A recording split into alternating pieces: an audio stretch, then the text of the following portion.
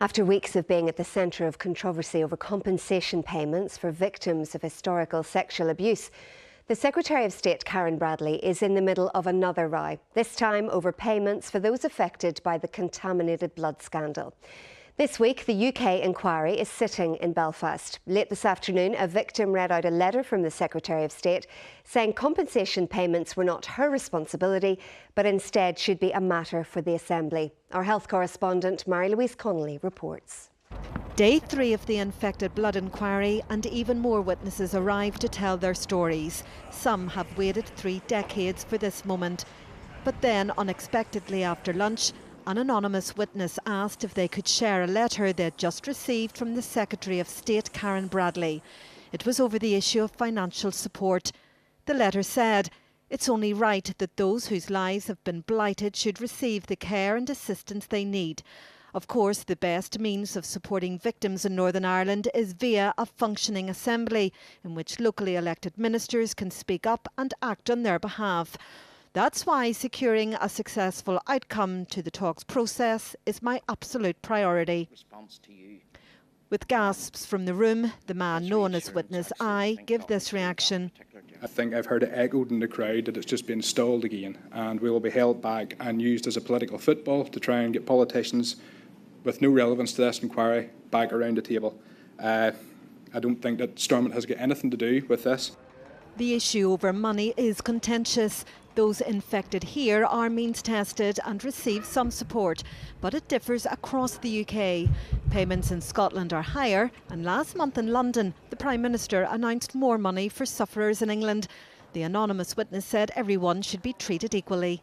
The devolution of power in Northern Ireland should make no difference whatsoever. The fact that our politicians can't get on with each other doesn't mean that we should be treated any different. Money is just one of the many issues this inquiry is grappling with.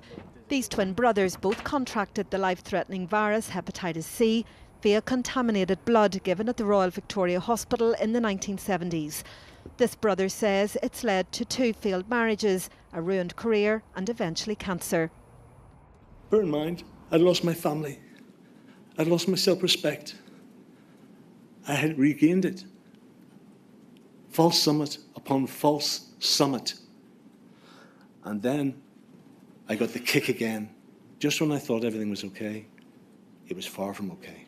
It also emerged that it was doctors in England who told him he had the hepatitis C virus, as opposed to his own medical team in Belfast, who had known a year earlier. Today's revelation came as a shock, with those affected saying they feel angry and let down. They also told me that they believe Karen Bradley is wrong and that the Secretary of State isn't required to sign off this extra money. Mary-Louise Connolly, BBC Newsline.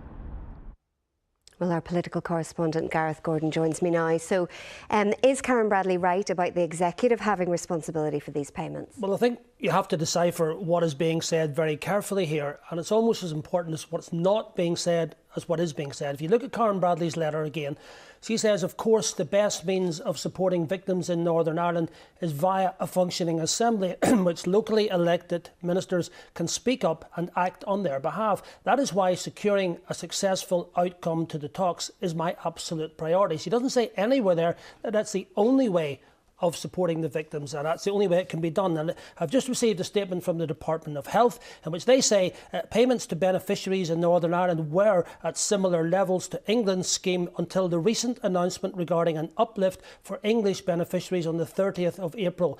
There were no extra resources for Northern Ireland as a result of the English announcement. The Department is considering the Northern Ireland position in light of these recent developments and will participate in discussions with the other UK regions in forthcoming weeks. Now, what that also doesn't say is that there has to be a minister in place to make these payments, and you could perhaps, reading between the lines, it does suggest that perhaps the Permanent Secretary would be in a position to make these payments if there was the money to cover it. They say there were no extra resources for Northern Ireland as a result of the English announcement. So I would suggest that in the coming days, the victims will go back to the Department of Health and see, A, are they in a position to make these payments, and B, if they are, is the money there. And why is she getting involved, considering the row she's already in with victims of historical sexual abuse? Well, I guess only Karen Bradley can answer that. Karen Bradley is always going to put anything and framing it in the terms of it would be better if there was an assembly and a minister to speak up, and a successful outcome to the talks is her absolute priority. But she's not actually saying it. She introduces that in her letter, but she doesn't say that there has to be an assembly or an executive in place for these payments to be made. OK, Gareth, we'll leave it there. Thank you.